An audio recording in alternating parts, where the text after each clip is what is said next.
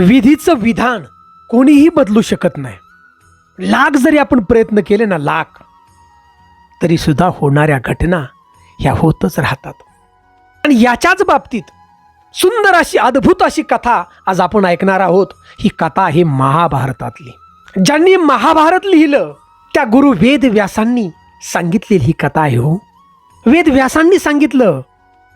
भगवद्गीता, रामायण, महाभारत असे जे आपले ग्रंथ आहेत, हा आपल्यासाठी अमृताचा ठेवा आहे. याची निंदा करणं किंवा आपल्या पूर्वजांची निंदा करणं, या सगळ्या गोष्टीमुळं काय होतं तर नरकात तर जावंच लागतं, परंतु फार वेदना त्या जीवाला सहन कराव्या लागतात. मित्रांनो, सुंदर अशी कथा आहे का. कधी कधी बघा यश आपल्याला येत नाही, नाराज होऊन जायचं नाही, कारण काही वेळा प्रयत्न केल्यानंतर ही विधीचं विधान असतं. परंतु भगवंताचं नामस्मरण आणि भक्तीतून या वेदना फक्त आपण कमी करू शकतो. सुंदर अशी कथा आहे, शेवटपर्यंत फक्त ऐका. मराठी कथाकथन चॅनलमध्ये आपलं मनापासून सहर्ष स्वागत आहे. तर मित्रांनो, हा सगळा जो प्रसंग आहे तो महाभारताच्या नंतरचा आहे. अर्जुनाचा मुलगा अभिमन्यू आणि या अभिमन्यूचा मुलगा राजा परीक्षित, आणि राजा परीक्षिताचा जो मुलगा आहे तो जनमेजय होता. हा पराक्रमी होता, परंतु हा फार अहंकारी होता. तो स्वतःच खरं ठरवायचा. तो भूतकाळाला, भविष्याला तो काही मानत नव्हता. त्याला ते खरंच वाटत नव्हतं. आणि एके दिवशी हा जनमेजय गुरु वेद व्यास यांच्या जवळ बसला होता आणि बोलता बोलता विषय निघाला महाभारताचा. हा जनमेजय सांगू लागला की गुरुदेव, कुलगुरु द्रोणाचार्य, कुलगुरु कृपाचार्य, भगवान श्रीकृष्ण, सर्वश्रेष्ठ धनुर्धर अर्जुन, धर्मराजा आणि स्वतः तुम्ही असताना सुद्धा हे महाभारत घडलं कसं? लाखो लोक मेली महाभारतामध्ये, धनसंपत्ती नष्ट झाली, आणि हे सगळं तुम्ही एवढे महापराक्रमी योद्धे असताना, प्रत्यक्षात भगवान श्रीकृष्ण असताना हे युद्ध झालं कसं? भगवान श्रीकृष्णांनी तरी हे युद्ध टाळायलाच पाहिजे होतं. आणि मी जर स्वतः असतो, हा जनमेजय म्हणतोय की मी जर स्वतः असतो त्यावेळेस, तर माझ्या पुरुषार्थानं हे युद्ध मी होऊनच दिलं नसतं. जनमेजयचं हे सगळं बोलणं शांतपणे गुरु व्यासांनी ऐकलं आणि त्याला उत्तर दिलं की हे जनमेजय, अरे विधीचं विधान कोणीच टाळू शकत नाही रे.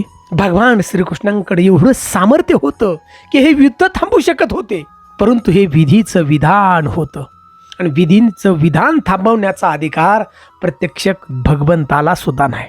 आणि त्यामुळं हे महाभारताचं युद्ध घडलं. आता हे सगळं व्यासांचं बोलणं ऐकल्यानंतर हा जनमेजय म्हणाला, गुरुदेव, होणे कोणीच टाळू शकत नाही ना, मीच टाळू शकतो. तुम्ही एकच काम करा की माझ्या जीवनामध्ये घडणारी एक घटना मला सांगा भविष्यातील. ती घटना मी होऊनच देणार नाही, तुम्ही फक्त सांगा. गुरु वेद व्यास म्हणाले, हे जनमेजय, तुझंच तुला खरं करायचं ना, मग तू ध्यान देऊन ऐक. काही वर्षानंतर तू शिकारीला जाशील काळ्या घोड्यावरती बसून, आणि तो घोडा वाऱ्याच्या वेगानं दक्षिण दिशेला जाईल समुद्राच्या काठावरती, आणि त्या ठिकाणी सुंदर अशी एक स्त्री बसलेली असेल. त्या स्त्रीकडे पाहून तू मोहित होशील आणि त्या स्त्रीला घेऊन तू राजमहालामध्ये येशील. तिच्याबरोबर तू लग्न करशील आणि लग्न झाल्यानंतर राणीच्या आदेशावरून, म्हणजे तुझ्या पत्नीच्या आदेशावरून तू एक फार मोठा यज्ञ करशील, आणि त्या यज्ञाला 5 तरुण तू ब्राह्मण बोलवशील, आणि यज्ञाच्या वेळी अशी घटना घडेल की ती 5 ब्राह्मण तुझ्या पत्नीकडे बघून हसतील, आणि त्यावेळी ती राणी म्हणजे तुझी पत्नी रागावेल आणि तुला सांगेल की ह्या 5ही ब्राह्मणांना मृत्यूदंडाची शिक्षा द्या. तू तुझ्या पत्नीचं ऐकशील आणि त्या 5ही ब्राह्मणांना तू मृत्यूदंडाची शिक्षा देशील.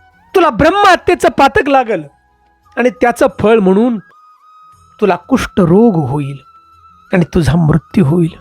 जनमेजयने हे सगळं आपल्या गुरूंचं बोलणं ऐकला, वेदव्यासांचं. हसला, अहंकाराने हसला, आणि त्या ठिकाणी तो म्हणाला, गुरुदेव, तुम्ही सांगितलेली घटना आता होणारच नाही.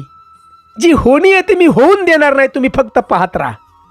आजपासून मी शिकारच करणार नाही आणि काळ्या घोड्यावरती बसणारच नाही, मग बघूया ही घटना कशी घडते.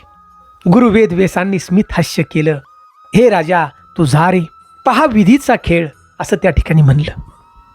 आता हा जनमेजय आपल्या राजवाड्यामध्ये गेला आणि त्यानं विचार केला की आता इथून पुढे शिकारीला जायचं नाही आणि काळ्या घोड्यावरती बसायचं नाही.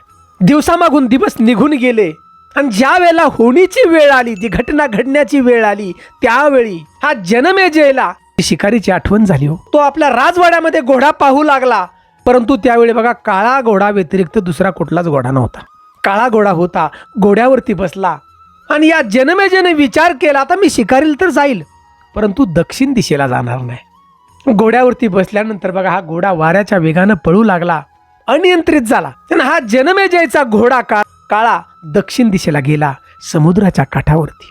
गुरूंनी सांगितल्याप्रमाणे सुंदर अशी स्त्री त्या समुद्राच्या काठावरती बसलेली होती. हा जनमेजय त्या ठिकाणी गेला हो, मोहित झाला आणि त्या ठिकाणी तो विचार करू लागला की ह्या सुंदर स्त्रीला मी घेऊन जाईल महालामध्ये, परंतु तिच्याची लग्नच करणार नाही, कारण ही घटना त्याला होऊन द्यायची नव्हती. त्या सुंदर स्त्रीला जनमेजय घेऊन गेला बघा आपल्या महालामध्ये. काही दिवसातच प्रेमामध्ये पडला आणि तिच्याबरोबर त्यानं विवाह केला. दिवसामागून दिवस गेले आणि या जनमेजयच्या पत्नीनं म्हणजे त्या राणीनं सांगितलं की आपल्याला फार मोठा यज्ञ करायचा आहे आणि या यज्ञासाठी तरुण ब्राह्मण तुम्ही बोलवा. आता जनमेजयने बघा आपल्या पत्नीचं ऐकलं, राणीचं, ह्या फार मोठा एक यज्ञ केला आणि यज्ञाला तरुण ब्राह्मण बोलवले. यज्ञाची तयारी झाली आणि जे 5 ब्राह्मण होते, तरुण होते एकदम मुलं, त्या ठिकाणी आल्यानंतर यज्ञाची तयारी करताना म्हणजे त्या राजाच्या राणीकडे बघून हसले हो, खतखत हसू लागले. जनमेजयच्या पत्नीला फार मोठा राग आला राणीला आणि रागात त्या ठिकाणी सांगितलं, या 5ही ब्राह्मणांना मृत्यूदंडाची शिक्षा द्या. जनमेजयने ऐकलं आणि या 5ही ब्राह्मणांना मृत्यूदंडाची शिक्षा दिली. ब्रह्महत्येचं पातक लागलं आणि काही दिवसातच फळ म्हणून या जनमेजयला कुष्ठरोग झाला. कुष्ठरोग, संपूर्ण शरीर त्याचं सडलं आणि त्याला वाटू लागला आता की याच्यावरती काहीतरी उपाय शोधला पाहिजे. आणि हा जनमेजय गुरु वेदव्यास यांच्याकडे नतमस्तक झाला पायाशी, गुरुदेव मला वाचवा, आता शेवटची माझी इच्छा तुम्ही पुरी करा, वाचवा मला तुम्ही, आता मी चुकलोय, माफी मागू लागला. गुरु वेदव्यास त्या ठिकाणी म्हणाले, हे जनमेजय, अरे होणारी घटना नाही रे टाळू शकत, होणारी घटना होणार आहे. तरी तो सांगू लागला की मला शेवटचा उपाय तरी सांगा. गुरु वेदव्यास त्या ठिकाणी म्हणाले, जनमेजय, तुला मी शेवटची संधी देतो, फक्त तू ध्यान देऊन ऐक, हाच तुझा वाचण्याचा उपाय. त्यानं हा म्हणून सांगितलं. गुरु वेदव्यास त्या ठिकाणी म्हणाले, मी आज तुला महाभारतातील काही घटना सांगणार आहोत, कथा सांगणार आहोत.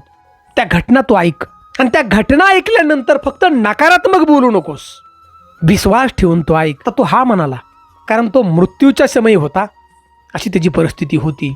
आणि वेदव्यास त्या ठिकाणी जनमेजयला सांगू लागले, प्रसंग होता महाभारताचा आणि जो भीम होता त्या भीमाच्या ताकदीचा हा प्रसंग सांगू लागले की भीमाला एकदा राग आला. भीमाला एवढं बळ होतं की या रागाच्या भारात भीमानं हत्तींना सोंडेला धरलं बघा. सोंडेला धरून हत्ती गरगरा फिरवले आणि आकाशात हत्ती फेकले.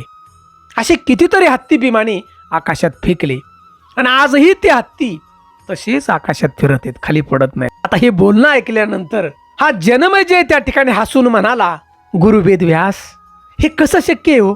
कित्येक वर्षाचा काळ निघून गेला ना, आता कसे हत्ती जिवंत असतील भीमाने फेकलेले, आणि एवढी ताकद होती का हो भीमाला? असं बोलल्याबरोबर गुरु वेदव्यासांनी त्याच ठिकाणी ती कथा थांबवली बघा. कारण त्याला आधीच सांगितलं होतं, तू असा ज्या वेळेला बोलशील त्यावेळेला मी कथा थांबवेल सांगण्याची महाभारताची. वेदव्यासांनी त्या ठिकाणी कथा थांबवली. जनमेजय त्या ठिकाणी नाराज झाला, डोळ्यातून पाणी वाहू लागलं की आता मला वाचवा. म्हणले, मी आता तुला वाचू शकत नाही. आणि आपल्या मंत्रशक्तीनं गुरु वेदव्यासांनी ते आकाशातील हत्ती बघा परत माघारी आणले. कारण काळ होता शेकडो वर्षाचा, तरी सुद्धा बघा भीमाने फेकलेले हत्ती आकाशात परत खाली आणले आणि दाखवले. कारण ह्याच्या मनात शंका निर्माण होऊ नये की वेदव्यास खरं सांगतात का खोटं सांगतात. आणि ते हत्ती पाहिल्यानंतर हा जनमेजय रडू लागला की मला माफ करा. गुरु वेदव्यासांनी सांगितलं की हे राजन, होणारी घटनाही होणार, कारण ते विधान असतं विधीचं. आणि या कुष्ठ रोगानं तुझा मृत्यू होणारच होता, निमित्त मध्ये मी. आणि त्यामुळं त्याचा पुढे बघा कुष्ठरोगानं मृत्यू झाला. विचार करा, घडणाऱ्या घटना ह्या होणारच असतात. प्रत्येक गोष्टी निमित्त असतं बघा. प्रत्येक घटना तुमच्या आयुष्यात, तुमच्या, माझ्या, अशा अनेकांच्या आयुष्यात ज्या घटना घडतात बांधवांनो, त्या घटना म्हणजे एक निमित्त. माणसाचा जन्म होतो, तो कर्म करतो, परंतु या जन्माच्या आधी विधीचं विधान असतं. तो काय करणार आहे? फक्त विश्वास असावा. म्हणून उत्तम प्रकारे जीवन जगण्यासाठी भगवंताचं नामस्मरण या कलियुगामध्ये फार महत्त्वाचा उपाय आहे बघा. सगळ्यात सोपा. देवाची भक्ती करण्यासाठी काही लागत नाही. कारण निर्माण करणारा अखंड विश्व, त्यामुळे तो कशाला काय मागतो? तो फक्त नामाचा भुकेलेला आहे. म्हणून मित्रांनो, भगवद्गीता, रामायण, महाभारत, ज्ञानेश्वरी सगळ्या आपल्या ग्रंथांच्या वरती विश्वास ठेवा. विश्वास ठेवायचाच. आणि जर आपण विश्वास नाही ठेवला तर लक्षात घ्या, नरकात जावं लागतं. याच ठिकाणी सुद्धा बघा, अर्जुनाचं पत्रुंड होतंय. जन्मेजय कुष्ठरोगानं मृत्यू झाला. विचार करा, आजा काय होता, बाप काय होता. आणि सगळ्या गोष्टी या घडतात. विश्वास ठेवायचा. आपल्या पूर्वज आहेत, त्यांनी आपल्यासाठी जे काय करून ठेवले त्यात समाधानी राहायचं आपण, कारण तो काळ तसा होता. पूर्वजांची निंदा करायची नाही कधी, कारण ह्या जन्मेजयने आपल्या पूर्वजांच्यावरती विश्वास ठेवला नाही. विचार करा, पांडव पराक्रमी, हजारो वर्षाचा काळ गेला तरी आजही भीमाची ताकद म्हणली लगेच कळतं का नाही. आपण विश्वास ठेवला, त्याने विश्वास नव्हता ठेवला, म्हणून त्याला हा कर्माचं फळ भोगावं लागलं, कुष्ठरोग. म्हणून मित्रांनो, शेवटचं या ठिकाणी सांगतो, आपल्या आईबापांची निंदा करू नका. आपल्या पूर्वजांच्यावरती विश्वास ठेवा आणि भगवंताची भक्ती काम करता करता करा. सुंदर अशी कथा आवडली ना, की घटना घडणारच आहेत कशा, तर आमच्या चॅनलला ओम नमो भगवते वासुदेवाय नम अशी कमेंट आपण जरूर करा. चॅनलवरती प्रथम असाल तर नक्की सबस्क्राईब करा आणि हिंदू धर्माच्या प्रचारार्थ आपण सामील व्हा. जय हिंद, जय महाराष्ट्र.